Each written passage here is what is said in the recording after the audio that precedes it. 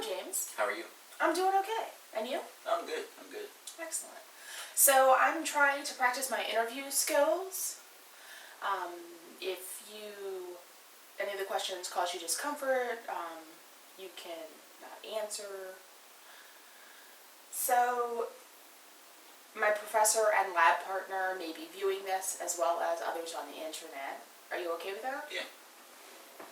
My first question is, what is your career choice? My career choice is sales. Okay. Yeah. Do you enjoy that? I do. I do. It's very rewarding. How did you come to this career choice? I did. I worked retail sales. Well, I wouldn't really call it sales, but retail. Okay. And I really did a great job. I sold auto parts for the first time, and auto parts is not just about having someone come to your counter and you sell them what they need. It's about upsell, and that's really what sales is about. Is really upselling people. So I just had a really good knack. Boss came to me one day and said, "Hey, we need to hit $10,000 or $12,000 by the end of the day." Mm-hmm. But we had to, I think it was like 3 p.m. because of East Coast time. Okay.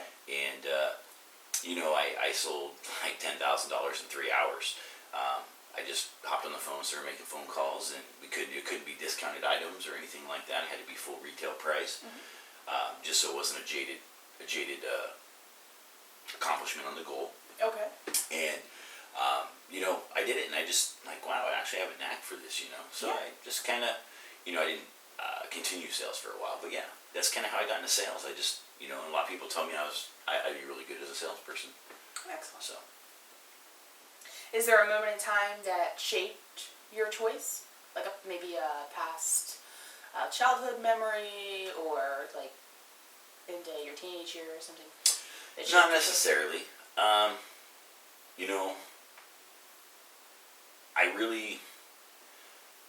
I really didn't have a choice. I mean, I was looking for work, and I got a job working in a warehouse for a furniture company, building, delivering, organizing, setup, all that kind of stuff. Within the first month, I was promoted to sales because they thought one of the guys was leaving. He thought I'd be a great salesperson because of my personality, and that's really what got me into sales. At least out of the retail and into more of a commission-based sales. And just the positiveness of my wife, and the support of family and just friends. Everyone thought it'd be great, and how we could do good. It's kind of nerve-wracking a little bit. So I was kind of shoved in that spot just a little bit. And I guess that's how we kind of got into sales, I suppose. Okay. What are your career hopes? I really hope to really become more financially stable. There's a lot of money to be made in sales, and at the end of the day, I really hope that I've helped people to the best of my ability, and they're not just happy with the product, but they're happy with the service from me. That's the biggest. Well, I guess that's more of an accomplishment than a hope, but I just hope to enjoy what I do, and do the best 150% every day. Okay. So you want to, help others as well as have financial gain, or be comfortable with your job. Mm-hmm. Absolutely. Absolutely. Do you have any concerns about your career choice? I do. It can be very stressful at times, with goals during the slow months, and, just maybe you had a killer month, last month, and this month isn't going so well. So there can be a high level of stress. One month you might make $6,000, and then, here in the state of Oregon, commission-based, the law is they have to pay you at the minimum wage for 40 hours per week. Mm-hmm. So I think that's about $1,700 a month if you don't make your goal in most sales situations. So it can be a little stressful. You get used to making good money. Mm-hmm. Yeah, especially during certain times of the year. And I wouldn't say I'm the best saver. I just like to spend to buy things I need. So that makes it a little bit of a challenge. But not saying I don't save, but that's my biggest problem with sales is Okay. it's just the it can be inconsistent sometimes or Okay. from month to month. So it kind of, the inconsistency kind of makes you leery, you would say? Yeah. Because you have this goal, and then maybe that goal isn't made that month or the next month. So there's just definitely inconsistencies that. Yeah. It's That make it stressful. I wouldn't say so much the inconsistencies, but it's you don't know what the market's going to do. You don't know what people are doing. With our economy, unfortunately, people say that business is rough because of the economy. I agree and disagree about that at the same time. So you never know. There might be a news report or something that comes out about something, and it could be something related to war or a possible war, and people tend to hold their money back. So it's not just your sales goals; it's also the general public, it's the consumers that. So you never know what's going to happen, and you just try to make sure you reach your goals as quickly as possible, so that you're in that safe zone. The quicker you get your goals, the quicker you can. If you're one to stress, the quicker you can just relax. Okay. Do you have a fondest memory of your career being in sales? I do. Every day is a great memory, though. I build a lot of great relationships and have a lot of fun with my customers. Each customer is different, so you really try, at least me personally, I really try to adjust not who I am, but the way I act and based on my customer, the vibes I get from them. I'm pretty good at reading people and understanding what I can say and what I can't say and the humor I can use. So I was working at a furniture company here in town, and we were having a pretty busy weekend. I was having a pretty solid month, and this old lady comes in, and I greeted myself and checked to see if or she had been in the store before. Because of the up system, most sales have an up system. You need to qualify a customer because she could have been working with someone else. Last thing you want to do is steal someone's sale. It makes it very. Sometimes sales can be cutthroat, so you really want to make sure you're qualifying your customer. I qualified him, and there was a little bit of an iffy situation there. But customer says she just bought furniture from one of our competitors, which was 3 times the price of what we sold that same product for.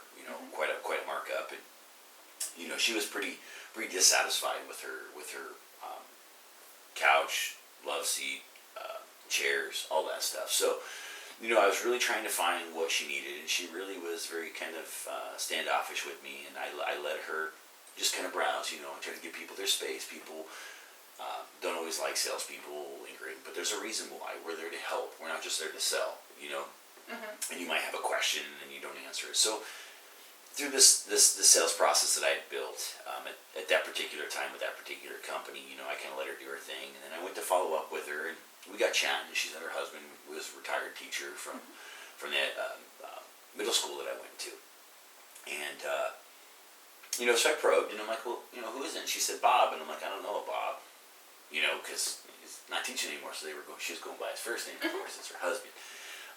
Then she mentioned his last name, and like, oh yeah, he was my teacher, and he was a cool guy, and we just got chit chatting, and we're sitting on the sofa, and that's really the best way to sell some furniture is just sit down and have a conversation.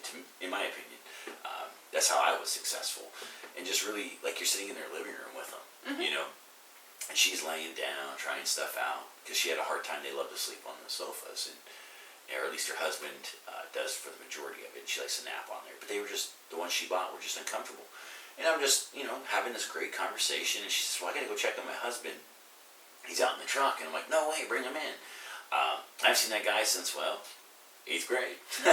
And so she went out, and, you never really want your customer to leave, because there's a good chance they'll leave and not come back, or they might leave and then get sidetracked and they just not make it back, and then, you lost that sale because maybe they come in another time, and maybe it was a month or 2 later, and you were kind of out of that whole up system, so that customer technically, the customer's never yours, but that customer wouldn't have been mine in that case if they never came back the way our up system worked. And so I'm like, okay, and I just kind of moved on to the next customer, because we were quite busy, and she came back in, and she brought him in, and there's this little old guy walking with his cane, and he just had a smile from ear to ear, and a real happy guy, but you could also see something, he was kind of down. You can kind of read his body language and in his face, but we got chit-chatting and just helping, just getting to know my teacher now outside of school and letting him see, where I was. And he was a great impact on me in junior high, and he was one of the harder teachers. You wouldn't think junior high should be hard, but really, a lot of teachers are pretty hardcore. Not so much these days, but a couple years ago, teachers really, they weren't scrutinized. They did what they needed to do to get your attention.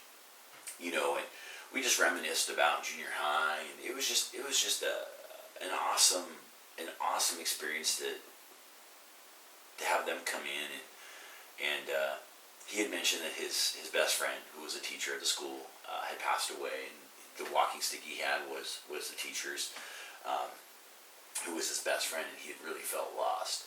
And you could see the sadness in his eyes as he talked about it. And we're sitting on the sofa, and he was getting tired, and I always thought he didn't like me, and then come to find out that he thought I was one of the greatest gentlemen he had met growing up. I mean, he came to me to ask me if I would be a escort for the 8th grade graduation, and because I was tall and handsome and just a awesome kid, along with another teacher as well. And that was an honor. It really was. Because we're all punks in junior high, but they saw through that childishness, and really saw who I was as a person, or at least he did. And so, they left that night, and it was just, I left that day. I was so excited. Went home, told my wife all about it. Super excited. The wife came back. I'm trying to blank on her name. But she came back the next day, and she said she wanted to get the sofa and love seat that we were sitting on, and she wanted to know the best deal I could give her. And I had already reached my goal for the month, so I gave her a better deal than I probably should have. I think I kind of got talked to about it, but it was a sale, and it really made her happy. And she just bought expensive furniture. It's not like she has money to do the same thing again. I mean, the set she was looking at was very pricey, but it was what they wanted. And she kept asking, what am I going to do with my current sofa and love seat? They're reclining, and the love seat rocks, and she's telling they're lazy boy. They're brand new, they're great. We barely sit in them because we hate them. And, I'm like, well, we can take them to the Goodwill, we can take them to Salvation Army. There's a lot of things we could do with those items. And she said, well, I don't want to do that necessarily. And then she asked me if I wanted them, and I'm like, no, that wouldn't be right. And so I just took the sofas and love seat. I took everything off the floor, and brought it over. Otherwise, she would have waited a couple weeks. And she had taken a couple business cards that day, wrote up the sale and everything. And then the day that my guys delivered her stuff, she gave me a call and said that she had put my business cards in each of the piece with a note stating that those are for me and only for me. And she was very adamant about me having those, and that I told him I was getting married, and she said, well, this is a super duper early wedding present. It had been about a year and a half before our wedding. And it just goes to, it was a great thing. It really made me feel great that, he may have been hard as a teacher, but really, he just wanted to see someone do well. And I really got to know, there was a kid who didn't talk in junior high. I got to know a little bit of his story. He was just shy, he just didn't like to talk to people. And, it was great just reminiscing and just having a wonderful time. I mean, every time is a great experience for me. I'd say about 95% of the time. But people are, I'm just a people person, so I enjoy every bit of it. But that was probably one of the best experiences I had. So, yeah. Well, James, I appreciate all of your information today. It will help for my practicing my interview skills. Thank you very much. Thank you.